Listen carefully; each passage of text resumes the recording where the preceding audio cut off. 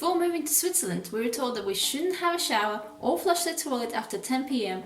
or else our neighbours will get upset about the noise and call the police. But is that actually true? Let's talk about the Swiss noise rules and our experience with them.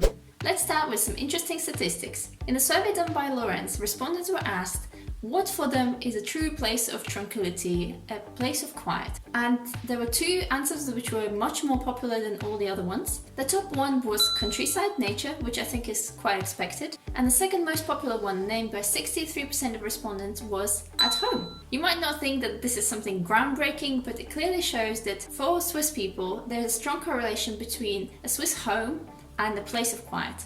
Another survey done by Comparis.ch found that 64% of respondents have neighbours who annoy them, and the most common reason for that is noise. And when asked what would they do to resolve these issues, 31% say that they would actually first go speak to their neighbour.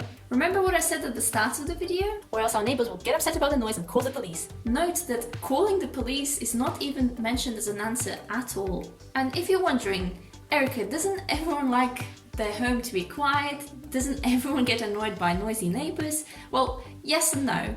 Obviously, it's nice to be able to come home and relax and not be disturbed by the noise from the neighbours. However, I think depending on the country, the culture, demographics, there are variations in how much noise is acceptable and also when it is acceptable. And in case of Switzerland, the noise rules seem to be more regimented, more detailed and more explicit than in the UK or in Latvia where I lived before. So what are these noise rules? In general, there are some rules that apply all around the country, but they vary ever so slightly across the cantons. There are 3 times of quiet throughout the day. The first one is the nighttime quiet hours. Those are from 8 or 10 p.m. and to 6 or 7 a.m. For example, in our house, they are from 10 p.m. to 7 a.m., although showers are allowed from 6 a.m. already. The second one is midday quiet hour, which applies every weekday between 12 p.m. and 1 p.m. Now, I don't really know why that one exists. Maybe it's so that you or your kids can take a nap.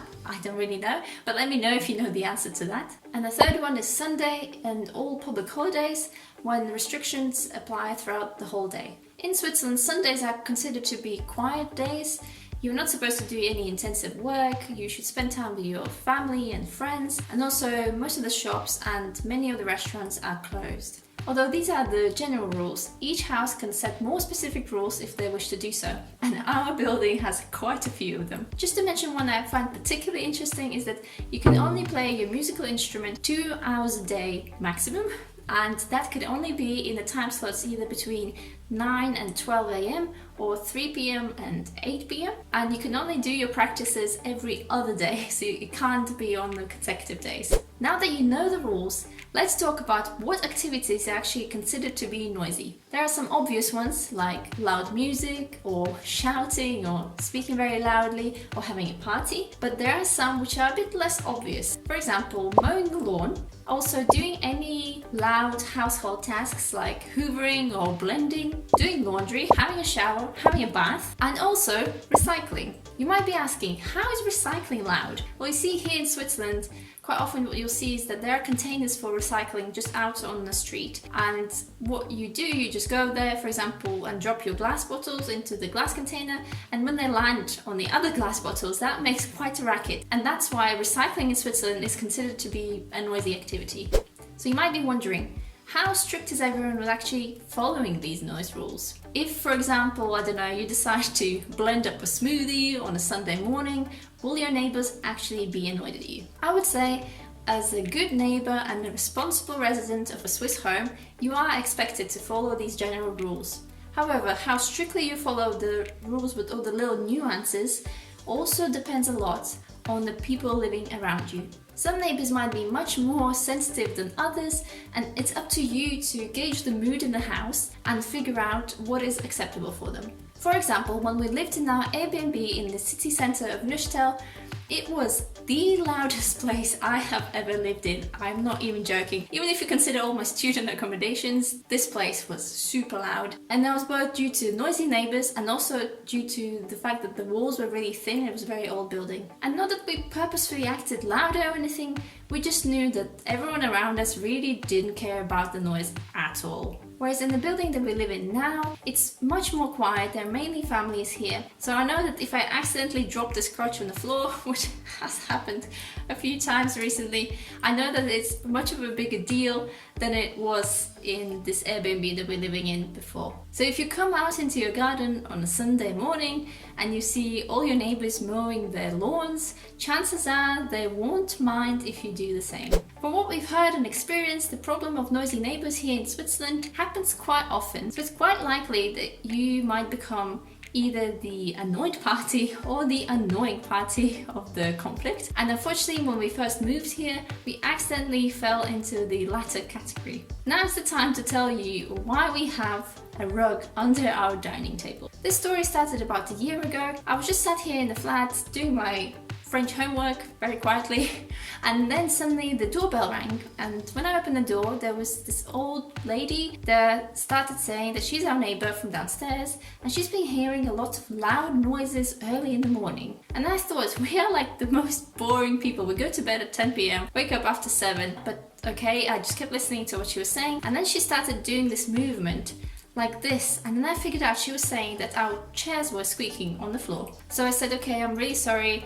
I apologized to her and I said, we're gonna fix this problem. So our chairs already had some soft padding underneath, so we just took all of that off, bought some new one which was like extra thick, put it on the chairs. Also, we made sure that we literally, every time we slid, well, we didn't really slide, but every time we got up from the table, we literally like lift the chair with ourselves. But about a month later, once again, we're in the flat. I think we were Skyping our friends at the time, and the doorbell rings. We open the door, it's the same old lady. And we were first thinking that we were maybe speaking too loudly on Skype, but no, she just kept saying about the chairs that she still hears the noise. And we apologized again. We said we'll try to fix it in some other way. So at the end, the best solution we could come up with was to put a rug under the dining table so that basically we never slide on the floor with our chairs. And since then, the neighbor hasn't returned. Although she still doesn't really say hello to us.